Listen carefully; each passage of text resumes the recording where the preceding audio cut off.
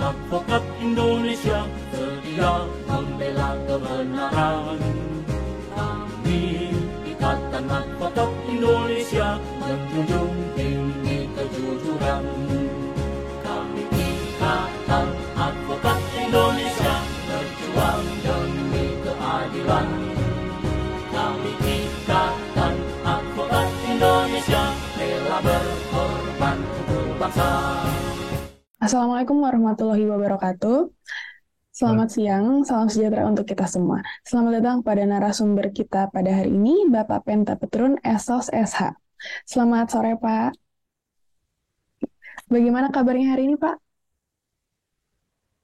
Belum di-unmute, Pak. Suaranya tidak terdengar. Alhamdulillah baik. Ya, terima kasih. Selamat datang juga kepada Bapak Ibu peserta acara Legal Upgrade episode 20 dalam tema Bantuan Hukum Struktural Panduan Advokat Pejuang. Sebelumnya perkenalkan saya Inas yang akan menjadi moderator pada Legal Upgrade hari ini. Dalam acara hari ini, selama pemaparan materi, Bapak Ibu peserta dimohon untuk mengaktifkan kamera, namun dimohon untuk menonaktifkan fitur suara. Bapak Ibu dapat menyampaikan pertanyaan atau berdiskusi dengan Pak Penta dengan melakukan raise hand terlebih dahulu, kemudian akan dipersilakan oleh moderator ataupun oleh Pak Penta. Peserta diharapkan mengikuti acara hingga selesai karena di akhir acara panitia akan membagikan link Google Form yang harus diisi oleh peserta untuk mendapatkan e-sertifikat dan materi yang akan dikirimkan ke alamat email peserta paling lambat 7 hari kerja. Kami infokan kembali bahwa anggota IKADIN yang telah mengikuti Legal Upgrade sebanyak 10 kali dan mendapatkan sertifikat akan mendapatkan diskon untuk perpanjangan KTA. Lanjut saja narasumber kita hari ini yaitu Bapak Penta Petrun Esos SH. Beliau saat ini menjabat sebagai Wakil Sekretaris Jenderal DPP IKADIN. Pak Penta terlibat aktif dalam YLBHI atau Yayasan LBH Indonesia sejak tahun 1994, betul ya Pak? Serta Pak Penta merupakan seorang pendiri LBH Masyarakat. Pengalaman-pengalaman yang dimiliki oleh Pak Penta tentunya tidak dapat diragukan ya Bapak Ibu, sehingga Pak Penta adalah narasumber yang sangat tepat dalam tema Legal Upgrade pada hari ini. Pak Penta akan memaparkan materi, lalu akan dilanjutkan oleh diskusi dan tanya jawab dengan para peserta yang akan dipandu oleh saya sebagai moderator. Kepada Pak Penta langsung saja dipersilakan. Materinya mau saya yang share atau Bapak? Masih di mute, Pak? Saya share ya. Baik, Kak. Silakan. Kelihatan ya? Sudah masuk, Pak. Oke deh.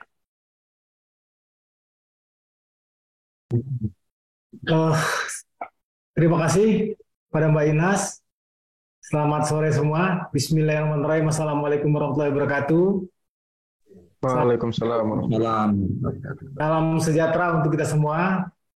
Puji syukur kehadirat Allah SWT, serta berkat rahmatnya kita bisa melangsungkan acara Legal Upgrade ini episode yang ke-20. Sebelumnya saya mengucapkan selamat berpuasa untuk rekan-rekan menjalankan ibadah puasa. Semoga puasanya mendapatkan barokah, mendapatkan manfaat buat kita semua. Dan rekan-rekan semua, saya akan menyampaikan materi soal bantuan hukum struktural dan disebut dengan panduan bagi advokat pejuang. Nah, tagline-nya IKADIN itu selalu menyebutkan bahwa kita adalah advokat pejuang. Nah, kenapa disebut advokat pejuang? Dari historinya yang bisa memanggul nama advokat pejuang adalah IKADIN. Kenapa saya sebutkan seperti itu? Karena mulai dari mukadimah di poin ke-4 dan ke-5 menyebutkan bahwa serta tujuan, moto IKADIN Fiat Justisia Rot Kalum, lantas tujuannya itu jelas termaktub di anggaran dasar IKADIN itu menyebutkan sebagai pelopor pembangunan hukum, sebagai pelopor penegakan hak asasi manusia, sebagai menegakkan demokrasi, sebagai advokat yang melakukan pembenaran hukum. Makanya tagline yang ditempatkan sebagai advokat pejuang itu bukan hal yang berlebih, itu adalah bagian dari konsekuensi kita menentukan organisasi ini sebagai organisasi perjuangan yang disebut sebagai garda terdepan penjaga konstitusi. Jadi itulah yang disebut dengan advokat pejuang. Nah, seperti apa yang disebut dengan advokat pejuang? Advokat semua mungkin memahami sejarahnya advokat mulai dari zaman masa Romawi sampai dengan hari ini. Siapa yang disebut officium nobilium itu adalah manusia yang paling mulia, ya kita yang sekarang bergabung di Kadin yang disebutkan sebagai advokat. Nah, bentuknya itu yang kita akan bicarakan, bagaimana melaksanakan sebagai advokat pejuang. Nah, kalau kita sebut advokat pejuang, maka kita harus tahu seperti apa kita berjuangnya. Berjuang untuk apa? Di medan mana kita berjuang dan memperjuangkan apa? Nah, sekilas, karena mulai dari kepemimpinan, saya akan bicara mulai dari person sampai bicara dengan konsep, lantas bicara tentang gerak transformasi sampai dengan langkah apa yang harus diambil ketika kita sebut dengan advokat pejuang. Maka saya terinspirasi karena bahasa BHS ini sebetulnya bahasa milik advokat, bantuan hukum struktural. Nanti saya akan jelaskan apa yang disebut dengan bantuan hukum struktural. Karena ide-ide ini dilahirkan oleh para pendiri Kadin. Salah satunya adalah Bang Profesor Atan Buyung Nasution. Yang kedua, dilanjutkan dengan pikiran-pikiran maju dari Ketua Umum DPP Kadin sebelumnya, Profesor Dr. Todung Mulya Lubis SLMM.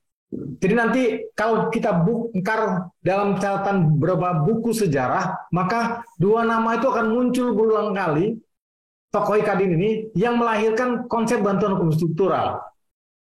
Nah, kenapa itu disebut bantuan hukum struktural? Nah, itu kita akan jelaskan dari masa, dari sejarahnya, konsepnya, nanti kita akan diskusi seperti apa BHS itu sendiri.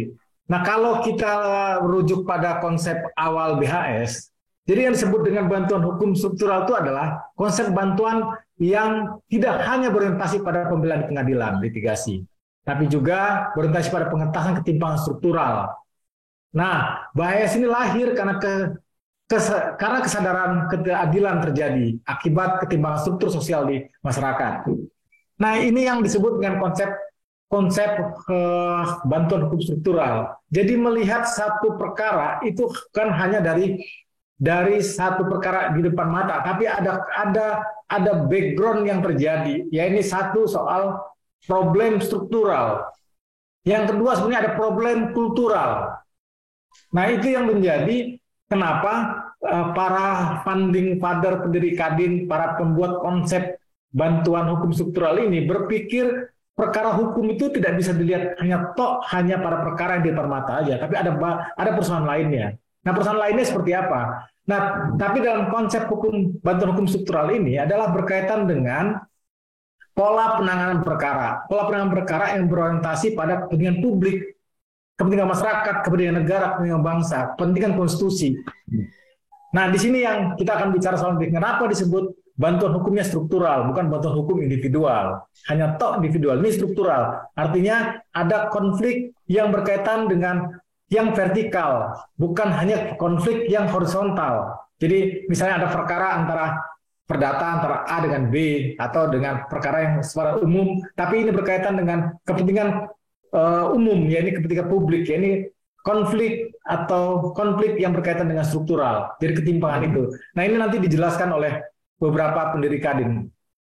Nah, sejarahnya sebetulnya kelahiran BHS itu berawal pada kegelisahan Bang Buyung pada tahun 69 atau sebelumnya. Beliau kan sebelumnya jaksa, lantas juga aktivis, yang sebelumnya juga aktivis karena orang tuanya juga salah satu tokoh gerakan kemerdekaan yang aktif, sangat aktif. Karena dari kecil kalau kita baca buku Bang Buyung menceritakan soal bagaimana orang tuanya ketemu tokoh-tokoh revolusioner pada masa kemerdekaan. Misalnya yang disebut Tan Malaka itu sempat tidur di rumah beliau di Yogyakarta, yang disebut sama Bang Buyung berulang kali.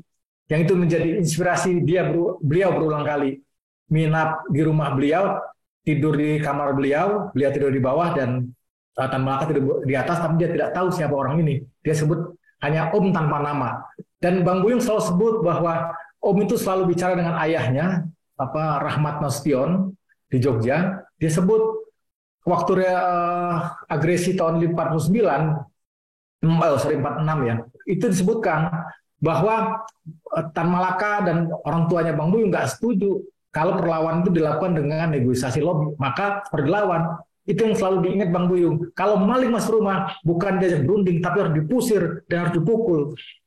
Nah itu yang selalu diingat oleh Buyung. Jadi kalau misalnya terjadi berlawan dengan orang, maling masuk rumah, bukan diajak berunding, tapi harus dipukul keluar, harus diusir, atau bila perlu dipukul. Nah itu yang selalu melekat oleh Bang Buyung, dan saya ingat Bang Buyung selalu bicara seperti itu. Kenapa dia begitu berani bicara soal Indonesia ke depan, dia memperjuangkan Indonesia ini untuk lebih demokratis, ada pendekatan hak asasi manusia, karena bicara soal itu sebetulnya yang menjadi dasar dia ketika ketemu tokoh-tokoh Republik ini. Nah, saya kembali kepada kelahiran BAS sendiri. Nah, BAS ini sebetulnya terinspirasi dari Bang Buyung sebelumnya jadi jaksa, atas dia di lawyer, tapi dia terus bergabung di satu organisasi advokat pada masa itu, kan hanya satu, namanya Persatuan Advokat Indonesia, Pradin. Nah, pada kongres yang ketiga pada tahun 1869, nah Bang Buyung itu menyampaikan gagasan. Nah, gagasannya soal kertas kerja, yaitu mendirikan LBH. Karena dia berpikir bagaimana bisa membantu orang yang di pengadilan. Nanti beberapa kalimat yang disampaikan. Lantas, pikiran-pikirannya disetujui dalam kongres Pradin tersebut.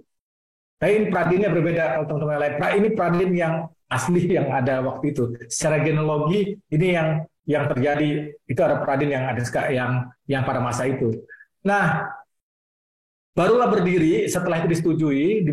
Kalau dalam sejarahnya LBH itu berdiri 28 Oktober 1970, dan waktu itu Bang Buyung minta persetujuan dengan Ali Murtopo pada masa itu, bahkan minta persetujuan pada Presiden Soeharto pada masa itu, dan mereka menyetujui untuk berdirinya LBH. Bahkan beliau menghadap Ali Sadikin waktu itu Gubernur DKI. Nah, Ali Sadikin begitu antusias, bahkan meminta Bang Buyung untuk mendirikan kantor secara serius, membuat SK-nya, karena akan dibiayai oleh kantor Gubernur DKI. Nah, kalau dalam cerita sejarahnya Bang Buyung sempat gagap ketika diminta SK, karena dia gak memiliki, karena LBH itu baru pada tataran ide waktu itu untuk membantu orang miskin. Akhirnya menghadap kepada Pak Lukman Wiradinata yang waktu itu ketua Pradin, dan kepada Pak Suwardi Tasrid sebagai sekjen. Akhirnya dibuatkan SK, lantas disampaikan kepada Bang Ali Sadikin. Dari Bang Ali Sadikin itu akhirnya diberikan dukungan. Bahkan kalau dalam sejarahnya disebut adalah pertama kali LBH Jakarta yang sekarang ada di Jalan Diponegoro 74, Menteng, Jakarta. Nah, itu tempat akhirnya menjadi kantor pertama, bukan di sana tapi di daerah Jakarta Pusat juga. Lantas Gubernur DKI memberikan beberapa fasilitas. Nah, kalau teman-teman yang di Jakarta akan lihat Bang Ali Sadikin tuh supportnya serius terhadap LBH, pekerjaan bantuan hukum. Karena dia kasih dulu ada mobil PW, dikasih dia Vespa, dikasih mobil Hiace, bahkan diberikan anggaran pada zaman itu. Meskipun terjadi setelah tahun 70-an, Bang Ali Sadikin memberikan bantuan, tapi Bang Buyung itu nggak bergeming untuk memperjuangkan kaum miskin. Nah, ini terjadi. Baru pergi tahun 70-an, kurang lebih tahun 71, LBH itu terima perkara penggusuran tanah Simpruk. Simpruk itu ada di Jakarta Selatan, perkara banyak Pertaminanya, jadi penggusuran tanah. Terus perkara penggusuran pembangunan Taman Mini Indonesia Indah oleh Ibu Tin Soeharto. Jadi menggusur masyarakat di sekitar Pondok Gede, Lubang Buaya. Nah, itu cukup besar. Jadi yang berikutnya lebih keras lagi adalah tahun 74 sebetulnya. Tahun 74 itu ada namanya peristiwa 15 Januari Malari 74. Jadi ada demonstrasi mahasiswa anti terhadap kapitalisme, terutama Jepang. Jadi terjadilah kerusuhan yang akhirnya terjadi kerusuhan di Pasar Proyek Senen, terus pembakaran pabrik Coca-Cola, showroom Toyota, beberapa toko perhiasan dijarah.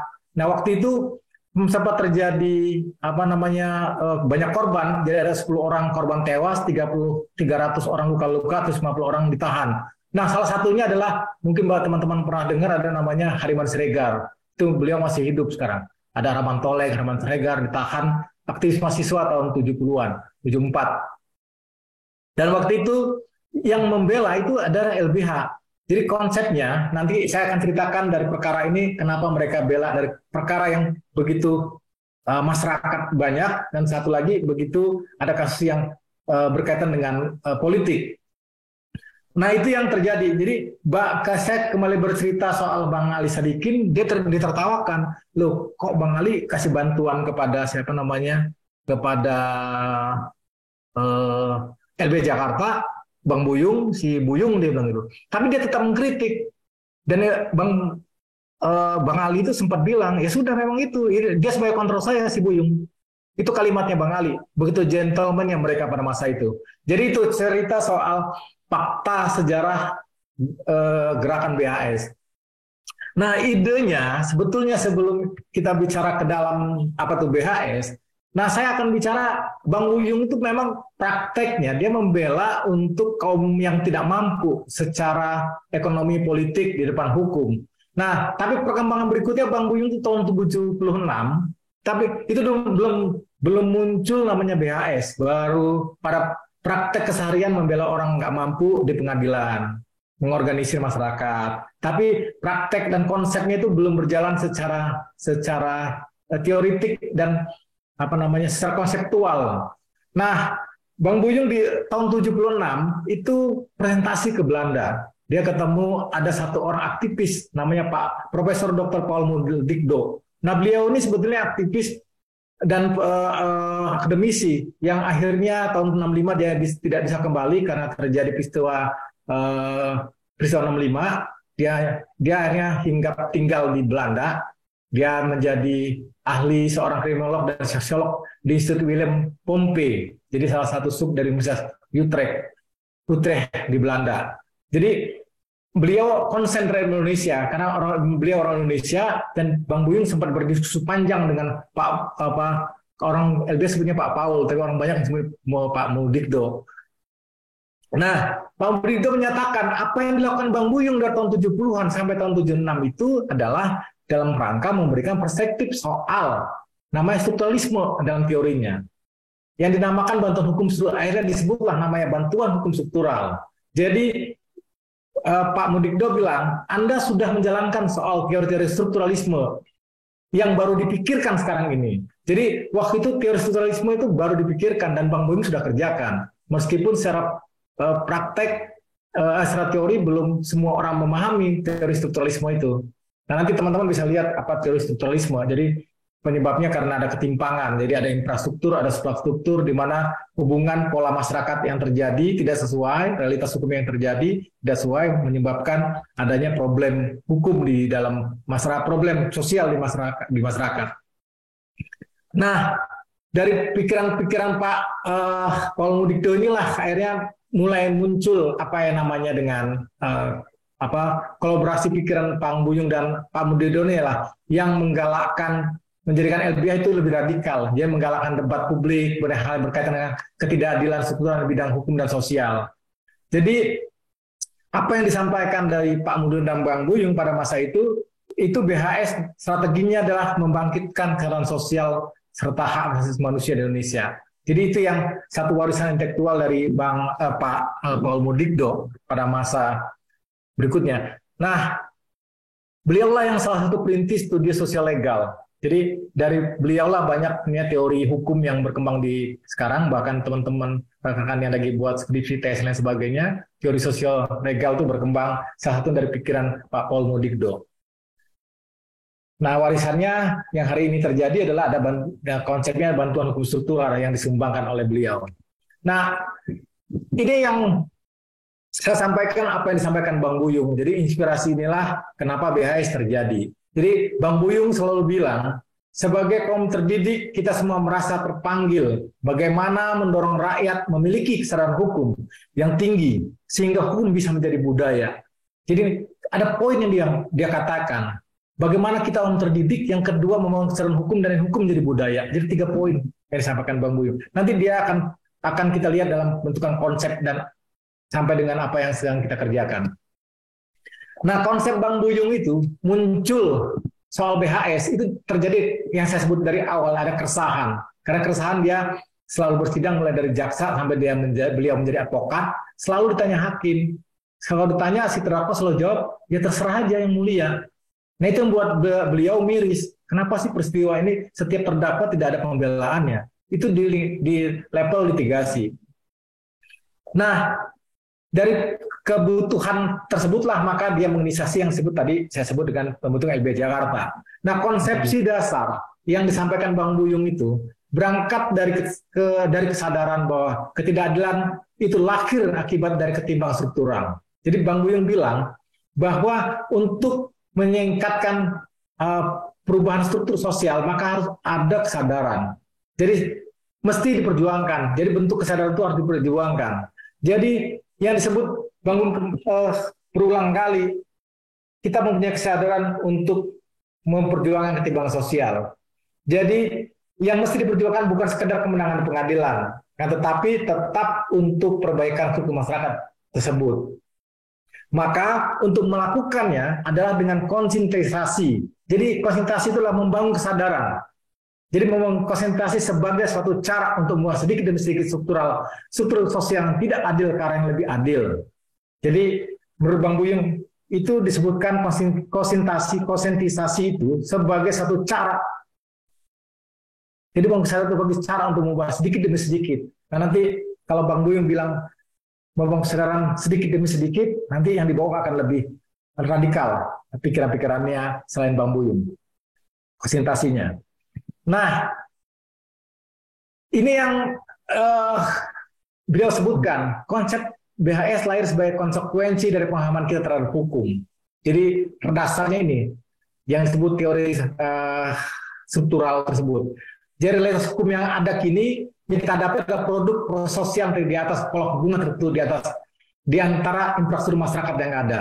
Nah, kalau begitu hukum sebenarnya merupakan suprastruktur. Jadi yang sudah berubah, yang selama ini timpang, maka hal demikian akan semakin mempersulit terwujudnya hukum yang adil. Jadi demikian apa yang disampaikan Bang Buyung itu, realitas hukum hari ini adalah akibat dari produk-produk proses sosial yang terjadi. Jadi pola hubungan masyarakat yang terjadi. Ya, kalau pola hubungannya tidak baik, proses hukumnya tidak baik, maka ketidakadilan pasti akan terjadi.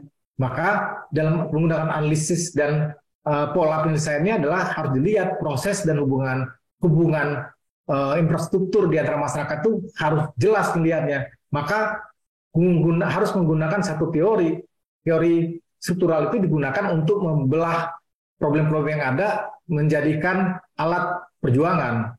Jadi ini yang digunakan oleh Bang Buyung dalam pikiran-pikirannya Bantuan Hukum sendiri. Nah, ini poinnya sebetulnya Bang Buyung bilang soal equality before the law. Jadi Bantuan Hukum hendaknya ada sebuah program. Jadi program merupakan aksi kultural, tapi juga aksi struktural yang ujungnya pada perubahan dalam masyarakat. Nah, karena Bantuan Hukum itu merupakan rangkaian tindakan untuk melakukan pembebasan dan belenggu struktur politik, ekonomi, sosial yang syarat dengan penindasan. Jadi Bang Buyung bilang, BHS berarti rangkaian program baik melalui jalan hukum maupun jalan halal lain, diarahkan pada perubahan hubungan yang menjadi dasar kehidupan sosial menuju pola hubungan lebih sejajar. Nah, menangkap apa yang disampaikan oleh Bang Buyung soal pola hubungan yang sejajar tersebut, kita kadang-kadang latah menyebutkan equality before the law. Jadi semua sama di mata hukum. Nah, semua sama di mata hukum itu menurut konsepsi BHS yang dipikirkan oleh Bang Buyung dan dipraktekkan oleh banyak teman-teman lain, itu bukan hanya semua orang di mata hukum sama, tapi bukan itu maksudnya. Yang diperjuangkan dalam BHS adalah semua mempunyai kesempatan yang sama untuk mengakses siapapun dia, dimanapun dia mempunyai kesempatan sama untuk mengakses hukum tersebut. Jadi ada dua kata kunci.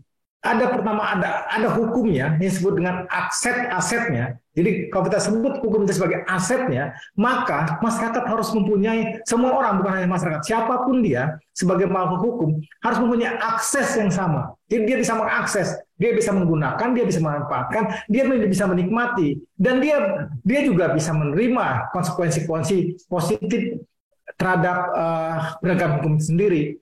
Itu yang disebut dengan equality before the law menurut secara filosofi yang sebenarnya. Bukan hanya semua orang sejajar, nggak juga. Tapi bisa jadi ada orang yang dengan posisi tertentu karena dia konglomerat, dia sejajar, tapi dia punya akses. Tapi orang yang petani miskin atau buruh, dia nggak punya akses karena dia tidak punya kemampuan untuk mengakses hukum tersebut.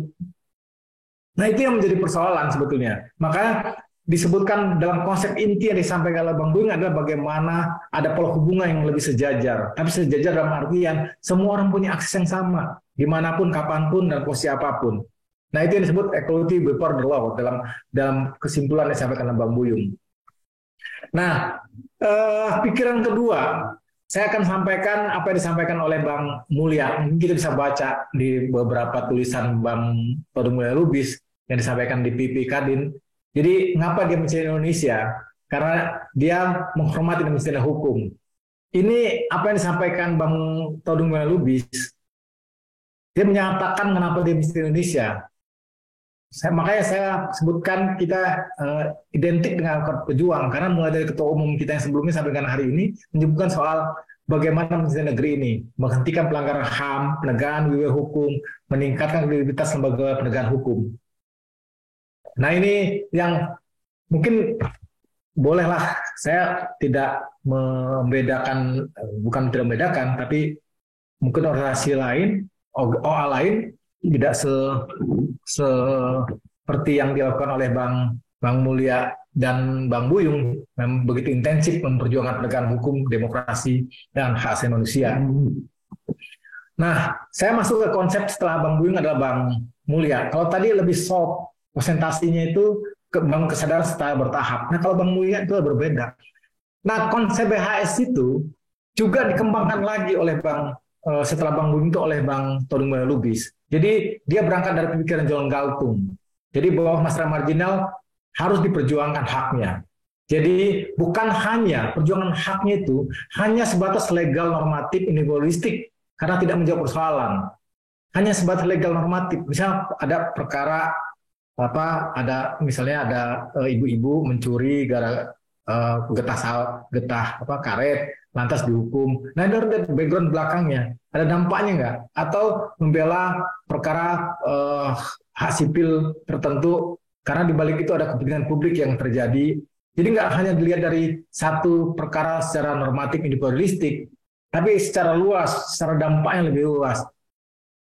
Nah, masyarakat marginal tertindas miskin itu yang menjadi cermin dari ketidakadilan secara struktural, dan maka harus diperjuangkan secara ekstra legal. Nah, bentuk ekstra legal itu nanti kita akan bicarakan seperti apa. Kalau legal kita akan bicara soal litigasi, bagaimana proses di polisian, kejaksaan, peradilan, proses litigasi. Nah, ekstra legal seperti apa? Nah, ekstra legal kita akan bicara lebih panjang di belakang nanti. Itu yang disampaikan oleh Bang Mulya secara singkatnya. Ini disampaikan beliau pada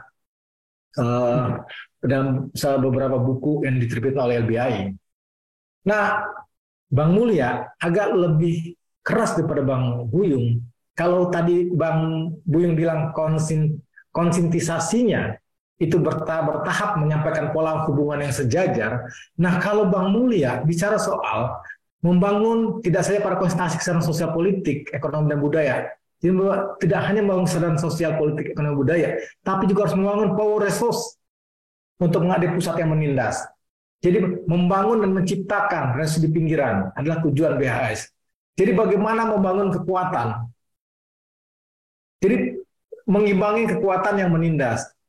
Nah, bentuknya seperti apa? Nanti di beberapa tulisan sepertinya Bang Mulya sudah bicara apa power resource yang harus dibangun. Jadi kekuatan itu, mungkin ini cuma cuplikan saya di bawah aja, ada people power, tapi mungkin pikiran-pikirannya demikian, mengarah bagaimana kekuatan masyarakat itu tidak disemena-mena oleh kekuasaan. Jadi kalau bicara konstitusi, demokrasi, hak asasi manusia itu ditegakkan. Nah, prinsip-prinsip dasar itu yang menjadi dasar ketika kita melakukan pembelaan. Nah, berikutnya pikiran dari siapa yang ketiga yang cukup dikenal juga, ada dulu beliau ini pernah menjadi ketua Komnas HAM, dia lebih juga. Jadi konsepnya Pak Almarhum Abdul Hakim Garuda Nusantara. Ini salah satu tokoh, kalau di beberapa buku hukum mereka menjadi rujukan juga beliau. Jadi intinya bagaimana BHS ini menjamin persamaan kedudukan baik di politik maupun di lapangan ekonomi. Jadi BHS juga dilaksanakan dalam konteks turut membangun masyarakat adil dan makmur. Jadi bukan cuma hanya sebatas menangani perkara-perkara, menyelesaikan perkara-perkara atau kasus-kasus yang terjadi. Tapi dari perkara ini, menurut Bang Hakim, itu bagaimana ini bisa menjadi ada perubahan di struktur masyarakat. Perubahan struktur masyarakat itu menciptakan masyarakat yang adil dan makmur. Misalnya, memungkinkan nggak kita melakukan perubahan terhadap kebijakan perburuhan atau kebijakan pertanahan atau kebijakan pendidikan. Nah, itu berdampak pada perubahan, baik perubahan hukum, perubahan kebijakan, dan perubahan ekonomi. Dan itu nanti bisa kita buktikan di beberapa tempat apa yang disampaikan beliau, bagaimana ini bisa berubah dan membangun masyarakat adil dan makmur. Jadi dari pitunya perkara, tapi bisa mengakhirkan beberapa kebijakan yang baru. Nanti kita akan lihat di belakang. Nah, itu yang disampaikan oleh konsep dari Bang Hakim Garuda Nusantara. Nah, bentuknya seperti apa sih advokasi BHS itu? Nah, ada beberapa catatan yang bisa kita ambil dari bentuk advokasi untuk bantuan hukum struktural itu. Yang pertama, yang saya tuliskan di sini adalah memperkenalkan konsep hubungan kekuasaan dengan kedaulatan rakyat. Hal dimaksudkan untuk membangun kesadaran rakyat. Nah, kenapa disebut memperkenalkan? Ini sebetulnya berkaitan dengan yang disebut tadi konsentrasi atau memberikan kesadaran pada masyarakat. Jadi yang inspirasi Bang Buyung tadi ketika terdakwa ditanya oleh majelis hakim, apa yang dilakukan terserah majelis. Karena dia tidak punya kemampuan, tidak punya pengetahuan, tidak punya pengalaman. Maka untuk itu harus diberikan penjelasan. Diberikan penjelasan dengan bentuk apa? Dengan pendidikan. Jadi masyarakat atau klien kita harus diberi pemahaman soal hubungan kekuasaan dan kedaulatan rakyat. Jadi harus ngerti soal hukum, soal politik, ekonomi, sosial, budaya. Jadi inilah yang disebut dengan bangun kesadaran. Jadi bentuknya adalah memberikan kesadaran. Bentuknya caranya macam-macam. Ada pendidikan, ada diskusi, ada kampanye, ada konversi pers, ada rilis dan sebagainya. Itulah memperkenalkan konsep hubungan kekuasaan dan kedaulatan rakyat. Yang tujuan akhirnya adalah membangun kesadaran rakyat. Yang bentuk advokasi berikutnya yang kedua adalah bertemu dengan rakyat. Bertemu langsung dengan rakyat, membentuk koalisi untuk kepentingan pembelaan dengan korban sendiri sebagai pemimpinnya, dan kita berfungsi sebagai pendamping dan pembela. Nah, kenapa disebut di sini membangun kekuatan dengan rakyat? Jadi kalau kita sebut advokat pejuang, gak akan mungkin kita bisa melakukan perubahan kebijakan tanpa ada dukungan masyarakat luas. Misalnya ada judicial review, kita sendiri memperjuangkan, atau advokasi kebijakan ada PHK massal misalnya, ada penggusuran masyarakat, atau ada perkara yang masih kontroversi dan meluas dengan publik. Kita sendiri yang maju ke depan. Dan hari ini dibuktikan, ternyata kalimat dengan membentuk koalisi untuk pembelaan itu sudah terbukti. Hari ini begitu masifnya pernyataan netizen itu mempengaruhi kebijakan publik, bahkan mempengaruhi keputusan presiden, mempengaruhi keputusan DPR. Karena mobilisasi baik negatif maupun positif ya, tapi dampaknya netizen itu bisa mempengaruhi. Nah, itu yang dimaksud dengan membangun koalisi dengan rakyat. Kalau hari ini dengan netizen, konteksnya dalam satu peristiwa kondisi tertentu dia ada perubahan. Nah, yang ketiga adalah mengorganisasi pemberitaan media, pers dalam dan luar negeri. Nah, pada saat aksi berlangsung mobilisasi dukungan masyarakat luas. Jadi ini yang saya sebut tadi bagaimana ada kerja-kerja koalisi masyarakatnya dengan media. Yang keempat mendukung aksi rakyat. Jadi bentuk advokasinya demikian. Nanti apa-apa materinya kita akan lihat ke depan. Mungkin kan tidak. Satu bentuk advokasi BHS ini bisa betul-betul berpengaruh terhadap kebijakan publik dan lantas didukung oleh masyarakat secara luas dan berdampak pada masyarakat luas dan bisa merubah kebijakan. Nah, inilah salah satu bentuk dari bentuk advokasi BHS. Nah, bentuk itu sebetulnya hasil dari analisis, saya sebut analisis struktural. Lisme sebagai pondasinya. Jadi merefleksi perspektif konsep gerakan BHS yang perkembangannya menjadikan BHS itu sebagai pintu untuk menjadikan gerakan sosial melalui pendidikan hukum kritis. Jadi akhirnya yang disebutkan tadi bentuk gerakan advokasi itu pada akhir ujungnya bagaimana BHS dan prakteknya bisa meluas. Jadi memberikan bantuan hukum, bukan hanya memberikan bantuan hukum cuma-cuma bagi yang miskin. Tapi ini miskin bukan berarti secara ekonomi, tapi juga secara politik, sosial dan budaya. Bukan hanya miskin secara ekonomi, sosial, budaya dalam ekosop, tapi juga secara sosial politik, sipil politik. Itu yang disebut dengan bantuan hukum. Jadi kita nggak terprim hanya pada bantuan miskin. Karena juga ada kasus mahasiswa itu kan bukan karena miskin yang demonstrasi, atau ada kasus politik yang cukup besar tapi berkaitan dengan kepentingan masyarakat luas. Atau misalnya dulu pernah ada kasus koin Prita, itu kan bukan karena Prita tidak mampu, tapi ada hubungan publik pada masa-masa awal. Atau kemarin ada kasus Sambo Lizer, tapi kan bukan berkaitan sama kepentingan tidak mampu, atau lain sebagainya yang didorong, misalnya kasus perkara pemukulan anak-anak tapi merembet pada perkara pajak dan sebagainya. Nah, pada ujungnya itu membangun kekuatan gerakan sosial yang mendorong pembaruan hukum dan penegakan demokrasi. Jadi transformasi dari bentuk advokasi dari BHS itu yang pada ujungnya kita membangun gerakan sosial dan pembaruan hukum untuk perkembangan demokrasi. Nah, singkatnya demikian. Kalau berkaitan dengan BHS tersebut, ini ada beberapa contoh yang terjadi yang bisa berpengaruh transformasinya itu. Ada saya sebutkan struktural terjadi itu menyangkut masyarakat luas yang memiliki dimensi struktural. Ya, misalnya kasus PHK buruh, sewenang-wenang, kasus pelecehan seksual terhadap seorang perempuan, atau pada masa waktu itu ada Jenderal Darsono yang didampingi LBH, yang saya sebut tadi tidak disebut kriteria miskin, buta hukum dan kolektif, tapi karena dia dianggap melawan pada masa Soeharto, lantas dia dipenjarakan beberapa perkara, Tanjung Priuk misalnya, Borobudur, peredakan masih ada terjadi pada masa Soeharto. Nah, ini yang disebut dengan dimensi struktural. Jadi penanganan kasus struktural dibedakan dengan kasus yang struktural. Ini yang saya sebut, ini materi baru yang kemarin saya ikut refleksi bantuan hukum struktural di 10 Maret 2023 kemarin. Nah, bagaimana bentuk tujuan BHS dalam prakteknya? Nah, penanganan BHS ini, kasus BHS berdasarkan peran pembentukan dan penguatan institusi demokrasi. Jadi BHS ini pada ujungnya bicara seperti ini sebetulnya, soal pembentukan dan penguatan institusi demokrasi. Praktek BHS digunakan untuk mobilisir, mengorganisir, mendidik, dan menumbuh kesadaran. Seperti yang disampaikan, tetap aja pikirannya sama, dari Pak Maul, dari Bang Buyung, Bang Mulya, sampai dengan Bang Hakim, itu bicara soal menumbuh kesadaran.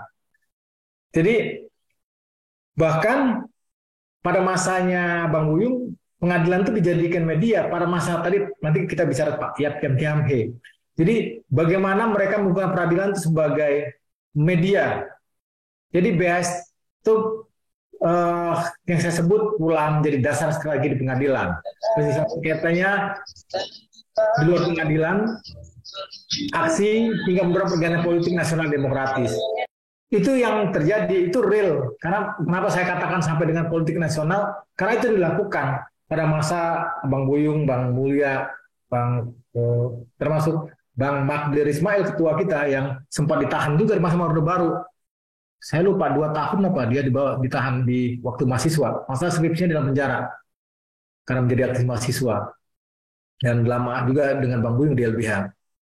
Jadi ujung-ujungnya sepertinya yang saya katakan, bagaimana tujuannya kita, IKAD yang disebut dengan advokat pejuang itu, melakukan perubahan kesadaran masyarakat yang ujungnya pada perubahan struktur kekuasaan yang kita sebut secara demokrasi dan adil. Itu tujuan dalam prakteknya. Nah ini mungkin rekan-rekan ini amat sangat idealis Pak Yap Thiam Hien. Kalau kita jadi advokat profesional, apa yang disampaikan beliau betul-betul idealisme. Bisa kita baca apa yang disampaikan beliau. Jika saudara hendak menang perkara, jangan pilih saya sebagai pengacara Anda, karena pasti kita akan kalah. Tetapi jika saudara merasa cukup dan puas menemukan kebenaran saudara, maka saya mau menjadi pembela saudara. Dan ini saya baca di kantornya Ketun, Pak Bang Bakdir di Menteng. Ada satu papan besar, papan seperti tripek, tertulis tangan, dan tulisannya Pak Yam. Jadi kalau kita masuk ke ruang rapat Bang Bakdir itu ada tulisan ini. Ya mungkin ini yang disampaikan oleh Pak Yap yang saya bilang tadi di beberapa kesempatan. Pak Yap Thiam Hien juga salah satu pendiri Kadin dan amat sangat idealis dalam memperjuangkan penegakan keadilan dan kebenaran. Karena dalam konteks BHS sebagai organisasi, sebagai konsep, seharusnya Kadin adalah pemilik dari konsep ini sendiri dan harus dijalankan dalam perannya sebagai organisasi ya, dalam pelaksanaan peran-peran Kadin yang disebut dengan advokat pejuang. Saya bicara soal strategi ya, strategi litigasi. Nah, kenapa disebut karena kita ini organisasi advokat yang harusnya juga banyak bicara soal litigasi, maka BHS adalah strategi advokasi yang berprinsip harus sebagaimana di anggaran dasar Kadin itu bicara soal perjuangan demokrasi, baik di mukadimahnya, baik di tujuannya, maupun di mutunya. Itu kita bicara soal tersebut.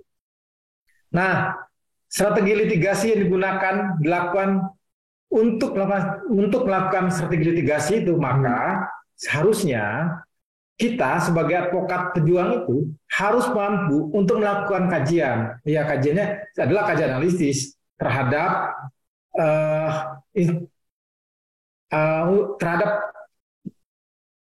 persoalan yang kita hadapi. Jadi bagaimana mengoptimalkan instrumen hukum melalui peradilan. Jadi guna memperjuangkan atau merebut hak-hak masyarakat. Atau setidaknya strategi litigasi ini juga bisa menjadi pilihan sebagai media perantara untuk kampanye.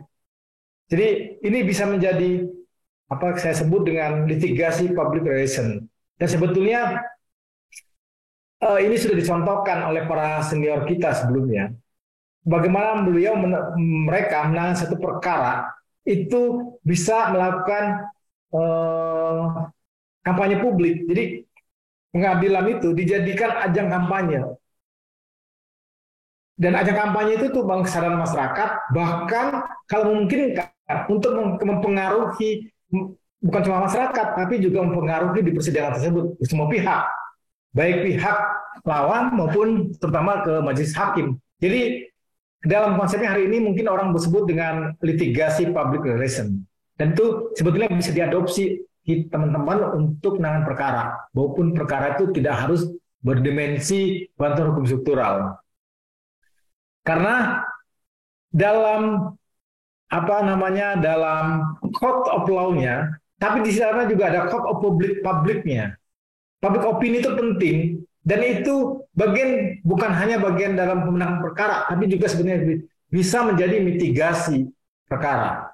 Kalau kita mengerti bahwa namanya, saya sebutnya LPR, litigasi public relation. Jadi kalau kita punya kemampuan itu, kita bisa mempengaruhi kebijakan, kita bisa mempengaruhi putusan, bahkan bisa menjadi mitigasi dalam penanganan perkara. Nah, itu yang saya sebut dengan strategi advokasinya. Nah, ada beberapa rangkaian strategi advokasi. Nah, ini saya ada persyaratan, kebetulan dulu ada alumni yang beliau adalah sekarang menjadi hakim ad hoc ya. di pengadilan di Mahkamah Agung Tipikor. Waktu itu kemarin diskusi banyak dan saya minta berapa pendapatnya bagaimana tentang BAS, strategi advokasi. Menurut pengalamannya bahkan dia memberikan beberapa catatan. Ini catatan yang menurut saya menarik. Jadi ada analisis pemetaan masalah seperti yang tadi. Yang kedua, ada informasi dan dokumentasi dan studi kebijakan. Ini setiap perkara maksudnya. Empowering pemberdayaan masyarakat, pengorganisasi masyarakat, network jaringan kerja, melakukan aksesi refleksi. Nah, pendidikan, keterampilan, pendidikan politik, sekolah rakyat, sekolah petani dan sebagainya, kampanye publik dan publik opini. Nah, di litigasi, menurut beliau ada beberapa langkah strategi advokasinya. Jadi ada litigasi. Litigasinya ada class action. Jadi sekarang kan waktu dulu ada kesempatan class action, tapi class action kan ada beberapa syarat yang mungkin agak merepotkan karena banyak orang yang harus memberikan kuasa. Atau sekarang ada undang-undang baru Cipta Kerja, harus orang yang bersangkutan, misalnya berkaitan dengan lingkungan. Jadi yang berdampak yang hanya bisa melakukan class action. Nah, tapi juga ada hari ini yang menarik ada namanya citizen lawsuit, gugatan warga negara. Dan itu pernah dimenangkan pada tahun 94 kalau salah, atau 94, 96, waktu itu namanya Tekun. Waktu itu Bang Buyung juga yang jadinya, yaitu menggugat pendidikan ujian nasional anak-anak sekolah. Yang dimana semua anak-anak yang tidak lulus pada ujian nasional, maka dia akan tidak lulus. Dan menurut teman-teman tim pembela waktu itu tidak fair, karena tidak semua anak-anak itu mempunyai kemampuan yang sama. Semua anak-anak itu punya kelebihan yang berbeda. Misalnya dia hanya mampu di matematika, dia hanya mampu di mana seni, atau dia mampu di olahraga. Nah, itu berbeda-beda kemampuannya. Maka itu adalah pelanggaran hak asasi manusia terhadap anak-anak. Maka kebijakan itu digugat dengan bentuk namanya waktu itu belum dikenal. Di beberapa negara sudah dikenal, tapi di Indonesia baru dikenal namanya gugatan warga negara, citizen lawsuit. Dan kemarin Jakarta juga pernah ada melakukan, LBH Jakarta melakukan gugatan udara bersih. Dan itu sempat terjadi dan dimenangkan sebetulnya. Nah, yang berikutnya ada legal standing. Yang menarik sebetulnya ada juga amicus curiae.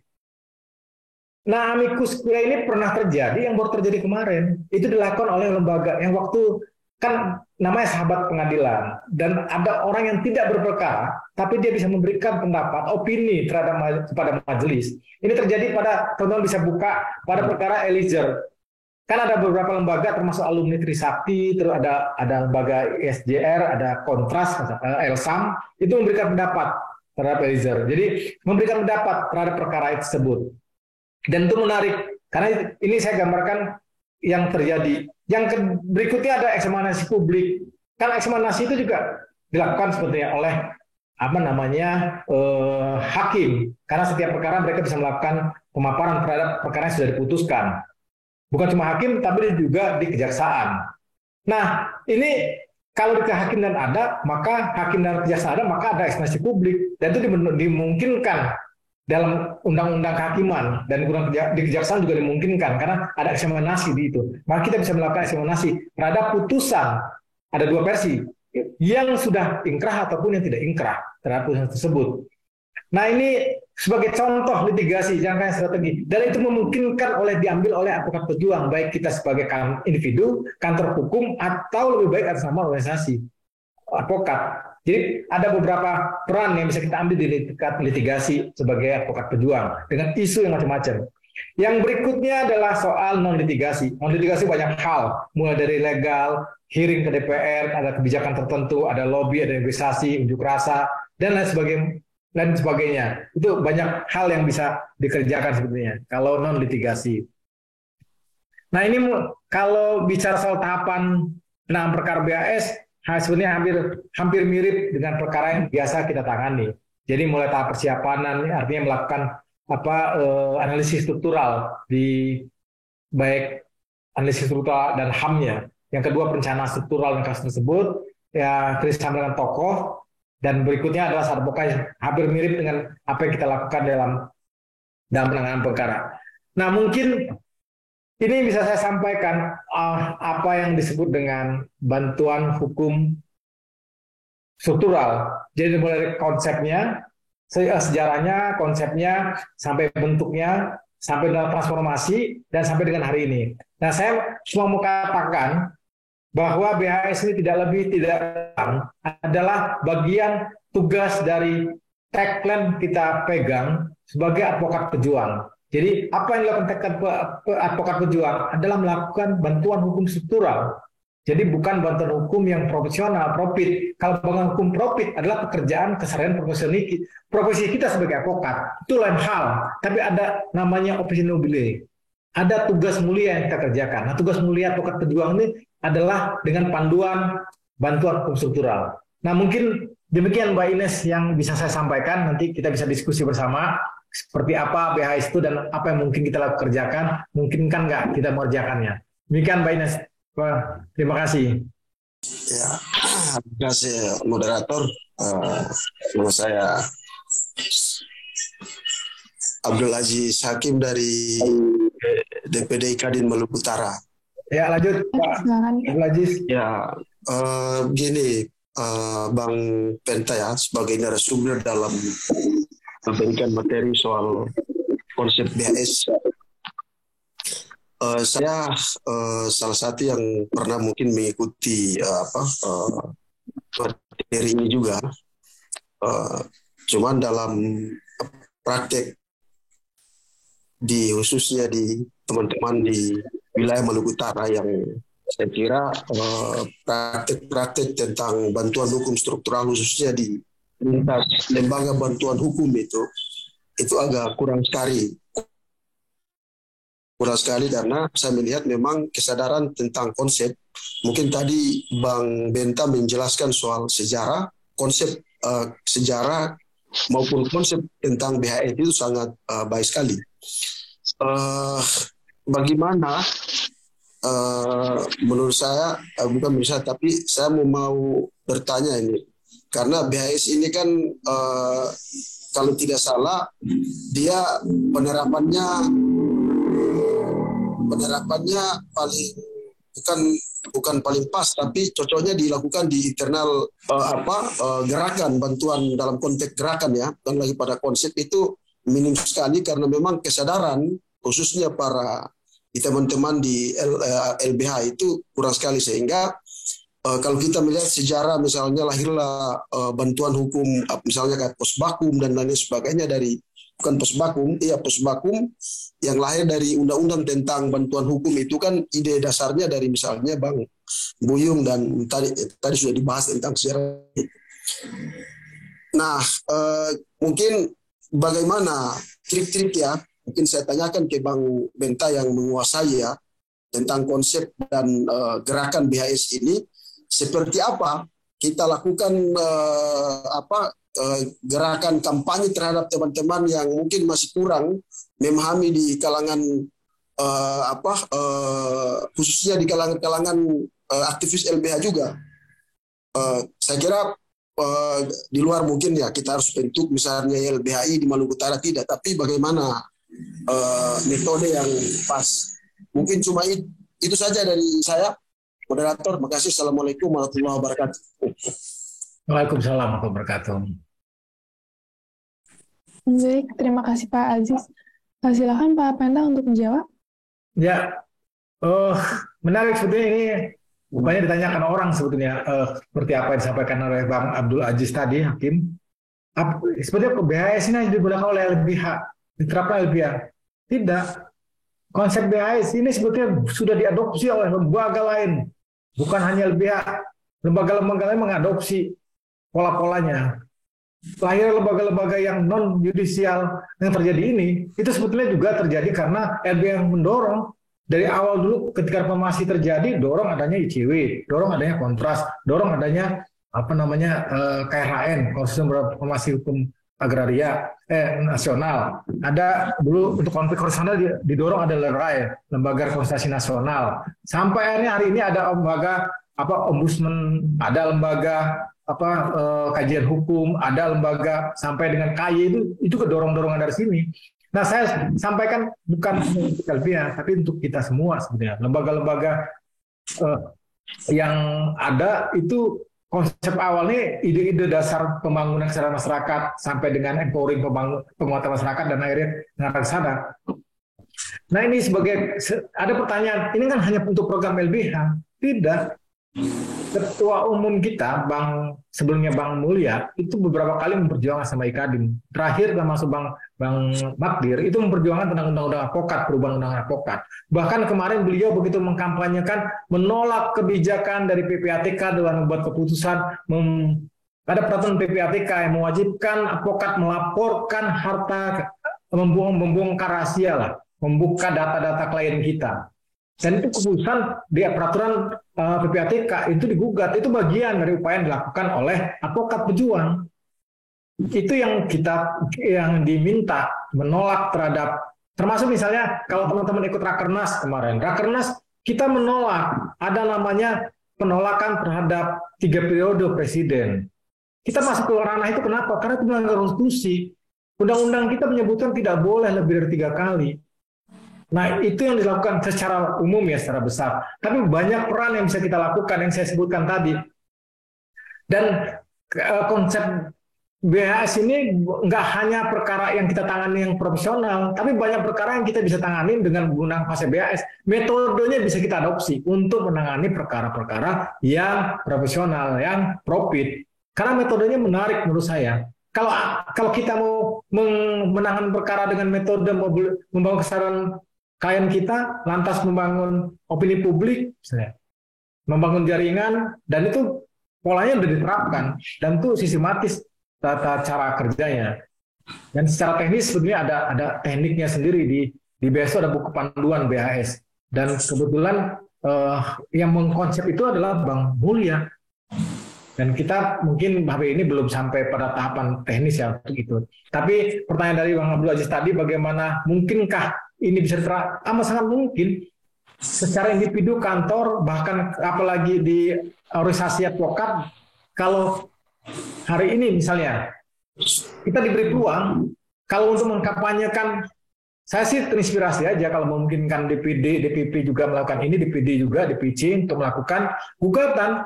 Gugatan kan ada, gugatan keluarga negara, CLS. Nah, CLS mungkin misalnya DPC mana, Wonosobo, atau DPD Maluku Utara, gugatan soal yang berkaitan dengan pelanggaran konstitusi. Kalau kemarin, zamannya Bang Wuyung atau Sepila Cuba itu menggugat undang-undang pendidikan nasional, ujian nasional SMA. Dan akhirnya pada undang-undang itu menyebutkan harus ada perubahan kebijakan.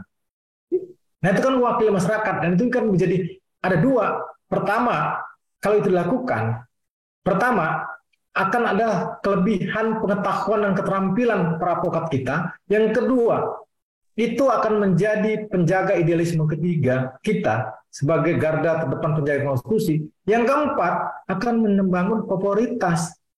Jadi pasti advokat yang menjadi pembelanya akan menjadi populer. Di luar perkara profit, maka dia akan menjadi dilihat publik bahwa memperjuangkan hak masyarakat. Masyarakat bisa perjuangkan, apalagi hak individual. Jadi peluangnya banyak, termasuk tadi misalnya kalau mungkin di PC atau DPD-nya ada perkara yang menarik, tapi tidak masuk dalam perkara itu, buat amikus sendiri atau eksaminasi sendiri, dan itu bisa menjadi media kampanye buat kita. Baik sebagai individu advokatnya, kantornya, atau sebagai lembaganya. Menurut saya itu peluangnya ada semua, BHS-nya. Berkaitan dengan yang saya kasih contoh tadi. Itu mungkin Pak Inas tahun Bang Abdul Hakim. Terima kasih. Ya. Ini ada pertanyaan nih Pak di chat dari Bapak Alex Chandra. Pertanyaannya, tercetusnya amicus curiae pada perkara Sambo CS cukup elegan, harus terus digaungkan dalam perkara-perkara yang menarik public interest karena berpotensi efek kejut sehingga memungkinkan terjadinya sebuah putusan yang berdimensi keadilan. Mohon arahannya. Saya jawab yang chat singkat ya. Jadi ini kan baru ya, amicus curiae ini hal baru. Menurut saya ngambil positif-positifnya aja. Soal materi dan sebagainya itu semua orang menafsirkan dalam pandangan pengetahuan berbeda. Tapi ada peluang menurut saya. Nah inilah fungsi kita. Harusnya kita yang melakukan memulai mempelopori semua ini. Dan ada peluang bahwa, ternyata ada ya namanya amicus curiae ini, ada ya orang bisa memberikan pendapat hukum yang bukan sedang berhadapan dengan perkara tersebut, tapi pihak lain memberikan pendapatnya. Jadi saya berpikir positif aja. Jadi bahwa ini bisa dilakukan dan penasihat berbeda, ada yang berpendapat amicus ini memberikan soal materialnya ya, soal formilnya saya setuju dengan pola itu, tapi soal materialnya banyak pendapat lah. Sebagai putusan berdimensi keadilan, malah dimasukkan pendapat si A memberikan masukan bahwa misalnya untuk kasus Sambo harusnya jangan dihukum mati karena banyak orang menolak hukum mati. Karena hari ini dunia juga menolak hukum mati, meskipun dengan perlakunya sebagai penegak hukum. Ada pendapat juga soal Eliezer, misalnya Eliezer kenapa dihukum begitu ringan, tapi juga kenapa diaktifkan lagi menjadi kepolisian. Tapi satu sisi dia juga menjadi GR, membuka perkara tersebut. Nah banyak pendapat soal itu. Nah ini beberapa ahli melihat itu. Tapi panggung politik pengadilan itu memberikan pendidikan kepada masyarakat cukup luas. Nah itulah sebenarnya peran kita membuka itu. Dan termasuk yang terakhir ini Pak Alek bilang soal amicus itu ini hal baru bagi orang Indonesia mungkin. Nah mungkin itu sedikit saya jelaskan ya. Iya. Assalamualaikum warahmatullahi wabarakatuh. Kalau saya sih pertanyaan sederhana aja karena kan memang dulu saya sempat lama ikut gerakan BHS ini, kemudian sempat menghilang. Nah, yang ingin saya tanyakan kan saya kurang paham nih perkembangan saat ini seperti apa BHS ini. Nah, yang saya tanyakan sederhana aja sebenarnya, apakah masih relevan BHS dilakukan saat ini? Karena kita tahu sendiri sekarang advokat sendiri itu begitu lulus itu sudah mulai banyak yang pragmatis. Targetnya hanya cari uang. Jadi menurut saya sih kalau BHS ini untuk di sebagian advokat itu memang agak sulit untuk diterapkan ya, karena memang paradigma yang terbentuk di bagian advokat itu BHS ini nggak masuk akal gitu loh. Nah ini saya tanyakan, apakah masih relevan BHS dilakukan saat ini? Itu aja. Terima kasih. Terima kasih. Ini Pak Indra Presiden ini anggota IKADIN sekarang tapi nonaktif beliau yang saya tahu karena menjadi penghubung KY Komisi Yudisial di Lampung. Jadi anggota IKADIN tapi nonaktif sekarang dan lama di LBH juga. Jadi pertanyaannya menarik, apakah mungkin kan? Ya realitasnya demikian. Hari ini setelah orang PKA pragmatis dia cari uang. Nah itulah sebetulnya fungsi organisasi yang memberi ketahu kepada anggotanya bahwa peran dari advokat itu di mana ada undang-undang yang ngatur, undang-undang soal bantuan hukum dan undang-undang soal advokat menyebutkan bahwa kita juga memberikan bantuan hukum cuma-cuma. Jadi kalau kita sebutkan ya di Undang-Undang 18 tahun 2003 pasal 22 ayat 1 menyebutkan, jadi menegaskan advokat wajib memberikan bantuan hukum secara cuma-cuma kepada pencari keadilan yang tidak mampu. Di Undang-Undang nomor 16 tahun 2011 tentang bantuan hukum di pasal 3 ayat 3-nya, angka 3-nya. Jadi disebutkan pemberian hukum cuma-cuma adalah lembaga bantuan hukum dan organisasi kemasyarakatan. Nah, ada dua, kita sebagai advokat atau kita sebagai organisasi. Nah, semua itu diberikan peluang. Nah, makanya tergantung dari kita semua sebetulnya. Apakah kita mau atau tidak. Tapi undang-undang yang mewajibkan itu sebenarnya. Nah, BHS mungkin kan tidak dikerjakan. Memungkinkan menurut saya, karena yang saya kasih contoh tadi, kalau ini menjadi panduan kita bersama, ketika teman-teman habis PKA misalnya, selesai PKA lulus, mulai berpraktek, kadang-kadang kan mereka agak sulit mencari perkara, atau seniornya tidak mau mencari perkara. Saya sih berpikir ke depan kita harus kerjakan itu. Ini ide saya sih, usul saya. Ketika mereka baru lulus PKA itu, kita cari perkara sendiri. Jadi perkaranya kita cari-cari. Bahasa saya cari gara-gara. Untuk apa?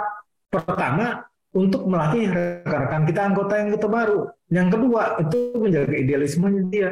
Jadi melatih meningkatkan keterampilannya.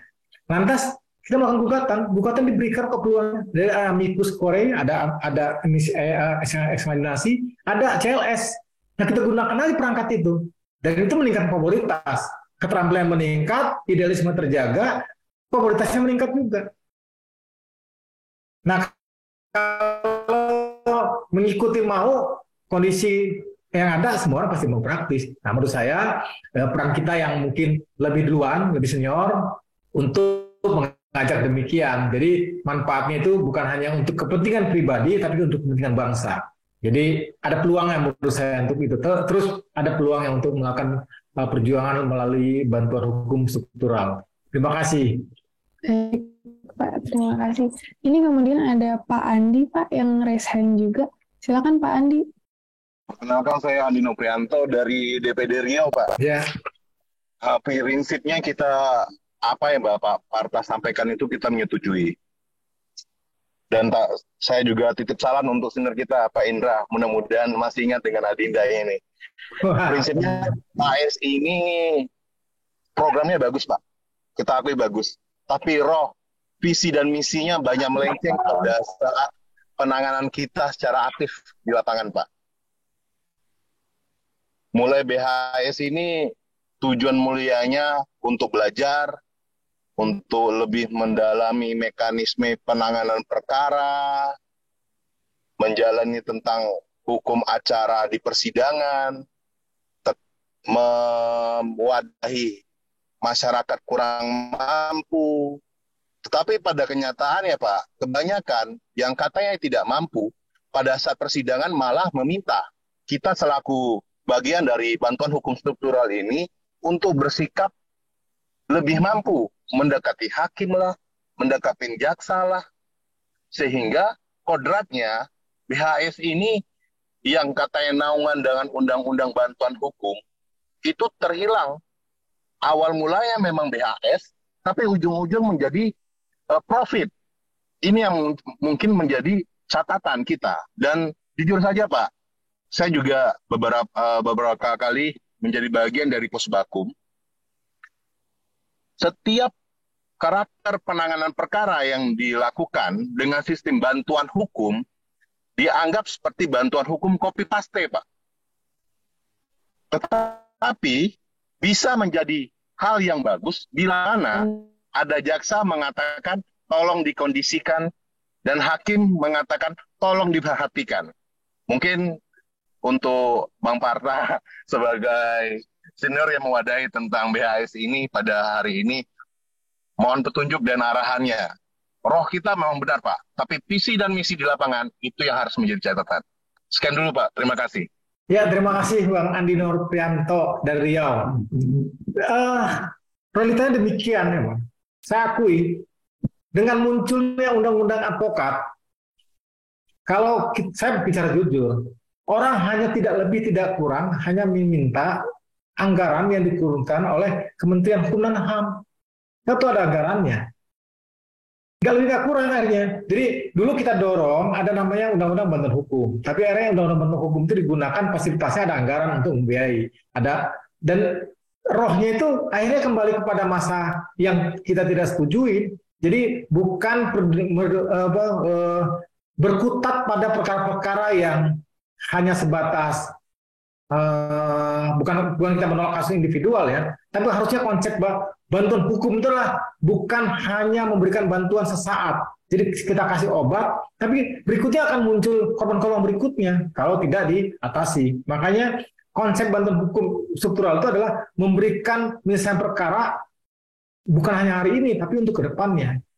Jadi kalau mendampingi buruh, misalnya yang di PHK, bukan hanya kita minta pesangon, tapi gimana? Ternyata ada undang-undang, ada peraturan menteri, ada keputusan, ada perda yang berubah. Mungkin tidak perda atau aturan Kementerian Desnaker yang mengatur misalnya soal upah buruh, UMP, itu bisa kita gugat. Dalam apa gugatannya? Ada caranya. Ada satu cara litigasi, misalnya kita bisa review aturan yang berkaitan dengan hal tersebut. Atau kita melakukan negosiasi, kita melakukan hearing. datang ke DPR, datang ke pemangku kepentingan untuk melakukan perubahan tersebut. Nah, itulah harusnya dilakukan, bukan hanya mendampingi perkara ini PHK misalnya, didampingi PHK-nya, tapi nanti muncul lagi PHK berikutnya, karena kita nggak ke pokok persoalannya. Nah, itu memang Bang Andi tadi, itu catatan penting bagi kita, karena penyelewengan konsep BHS itu dia berubah.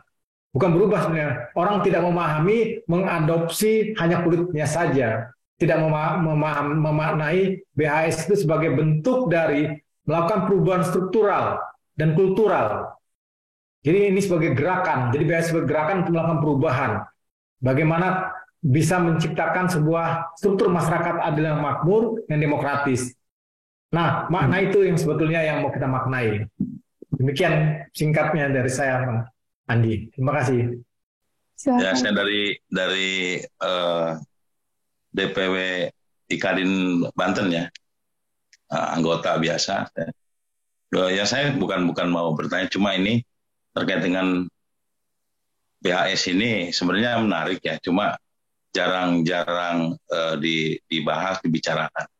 Ini juga terkesan asing buat pengacara baru mungkin ya, karena pengacara baru ini mungkin lebih kenal dengan LBH. Nah, ini secara spesifik Pak Penta, BHS ini kan bantuan hukum struktural. Berarti yang lebih proaktif mungkin adalah organisasinya Kadin gitu. Karena kalau secara pribadi, terutama buat advokat yang sudah mempunyai perkara banyak, udah nggak mungkin mau kecuali punya jiwa idealis yang tinggi. Nah, ini terkait dengan BHS ini, bagaimana kaitannya dengan organisasi Kadin sendiri terhadap anggota-anggotanya secara mobilisasi untuk penyampaiannya, sehingga dia akan mengikut apabila dari struktur organisasi itu sendiri mengarahkan ke arah sini kan Pak. Kalau tidak pasti berjalan sendiri-sendiri dengan kebutuhannya Pak. Gitu. Kemudian kalau terkait dengan organisasi ini adanya di mana Pak? Di bidang apa kalau di pusat Pak? Nah, karena seperti tema ini sebenarnya menarik Pak. Walaupun banyak tema-tema lainnya mungkin ke depannya bagus Pak. Webinar seperti ini, apalagi kalau seminggu sekali diadakan Pak. Ini dalam hal ini saya itu saja Pak, nggak banyak untuk awal. Mungkin Pak Penta nanti lebih banyak anak senior nih Pak Penta ini. Yang mau menyampaikan tentang materi-materi lainnya di luar BHS ini yang lebih berhubungan dengan kenyataan di masyarakat. Gitu. Takutnya nih BHS ini hanya basa-basi saja gitu. Terima kasih Pak. Selamat sore menjelang berbuka puasa. Salam buat semua. Merdeka. Jadi BHS itu, kenapa kita bilang BHS ini, tadi dibilang kan, mungkin kan nggak individu? Mungkin kan. Karena tagline Kadin itu disebut advokat pejuang. Kalau kita baca mukadimah dan tujuan organisasi menyebutkan sebagai pendobrak, sebagai pelopor pembangunan hukum, dagang asasi manusia. Di tujuan Kadin itu menjelaskan gitu. Ketika kita disumpah juga demikian. Jadi bahkan undang-undangnya ngatur, undang-undang advokat, undang-undang bantuan hukum mengatur soal hal tersebut. Jadi menurut saya bukan harus organisasi, dan idealnya organisasi yang menjadi motor untuk melakukan ini. Dan itu dalam pikiran-pikirannya. Tapi untuk individu tidak harus kita misalnya memang mungkin rekan-rekan lain banyak perkara topik yang dikerjakan. Tapi kan banyak perkara yang memungkinkan memberikan peluang kita untuk melakukan kalau di perusahaan itu namanya CSR ya. Tapi kalau di undang-undang advokat kan kita diwajibkan untuk melakukan menerima perkara yang cuma-cuma. Nah menurut saya itu memungkinkan individu untuk melakukan itu. Nah, di mana posisinya kalau di organisasi? Organisasi sepertinya ada bantuan hukum kalau di PP itu. Nah, tinggal kita maksimalkan saja bentuknya seperti apa. Kalau tidak memungkinkan kita melakukan media yang lain, ya ini kalau tadi kan terlalu ideal kita bicara soal pengorganisasian masyarakat dan sebagainya. Tapi dalam kebijakan publik di Kadin cukup mumpuni untuk melakukan perubahan kebijakan. Dan berkaitan dengan bantuan hukum struktural ini sebagai media melakukan perubahan struktur dan kultur dalam masyarakat kita. Nah, menurut saya demikian, Mbak Inas. Baik, terima kasih Pak Lafaza, terima kasih juga. Pengundian sedikit tambahan. Oh ya, baik Pak, silahkan. Ini terkait dengan BHS ini kan Pak, ini kebanyakan rekan-rekan kita Pak. Dia ingin membentuk LBH itu sebenarnya dalam pemikirannya dia nanti berharap juga ada dana rembes dari Departemen Hukum dan HAM. Kalau BHS sendiri pengaturan undang-undang untuk rembesan ke Departemen Hukum dan HAM-nya ada nggak Pak? Coba. Makasih Pak. Kalau BHAS ini bukan lembaga, Pak. Kalau bisa dibilang sebuah ide ya, sebuah metode cara. Nah, kalau lembaganya ya LBH.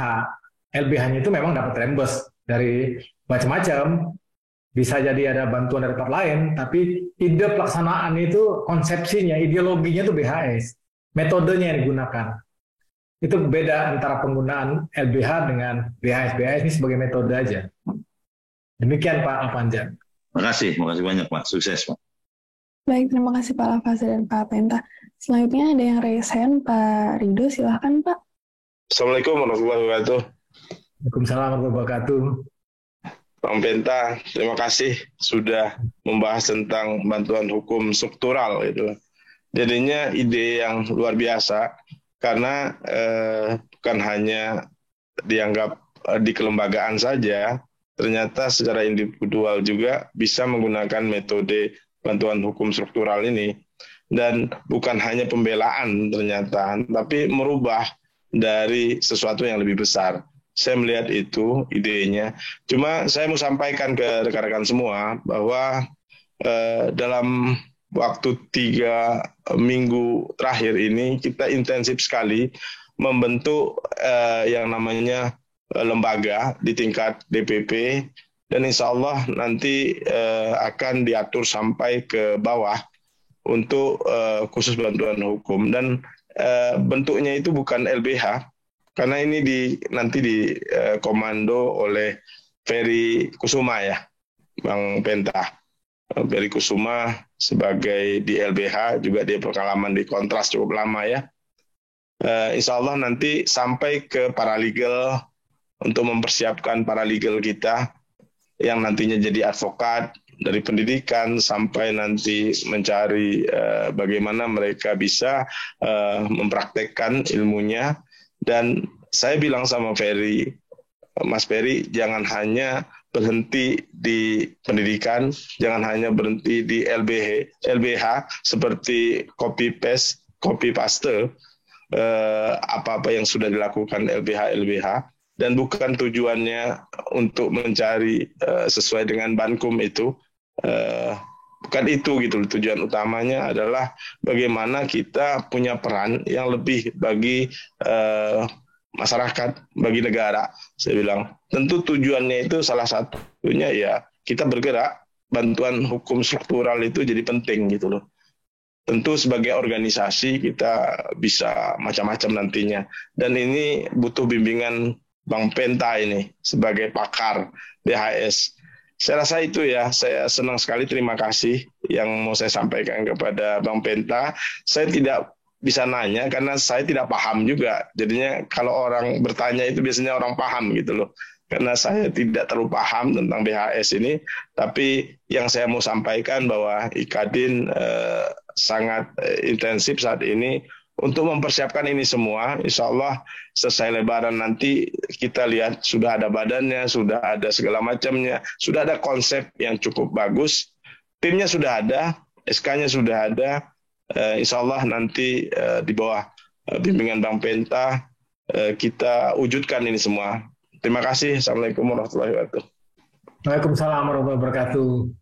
Ya, itu penjelasan tambahan dari Sekjen soal apa yang dilakukan di PP hari ini, dan ke depan kita akan melakukan. Mungkin cukup dari apa yang disampaikan Sekjen sudah cukup sebetulnya penjelasan. Semoga ini menjadi connect antara ide sebagai metode mesin ya, sebenarnya sama semua, dan pembagaannya sampai dengan tadi ada pertanyaan Pak Alpansa atau teman-teman lain, rekan-rekan lain, mungkin kan nggak ke depan Ikadin akan melakukan demikian? Ya mungkin kan, dan ini sedang diinisiasi dan sudah dikerjakan oleh DPP. Bahkan SK-nya sudah ada, tinggal tunggu kapan kita bisa berjalan dan teman-teman bisa eksis di ranah kepentingan publik dan tingkat membangun pembangunan hukum di Indonesia. Jadi di daerah-daerah masing-masing kita bisa melakukan itu karena secara organisasi memfasilitasi kita mengeksistensikan diri berkiprah terhadap pembangunan Republik ini. Mungkin demikian dari saya, Mbak Inas. Ya, baik, terima kasih Pak Penta. Mungkin cukup ya Pak untuk hari ini. Ya. Baik. Kalau begitu kami ucapkan terima kasih pada Pak Penta sebagai pembicara yang telah menyampaikan materi dengan luar biasa. Sekian, selamat sore, salam sejahtera, wassalamualaikum.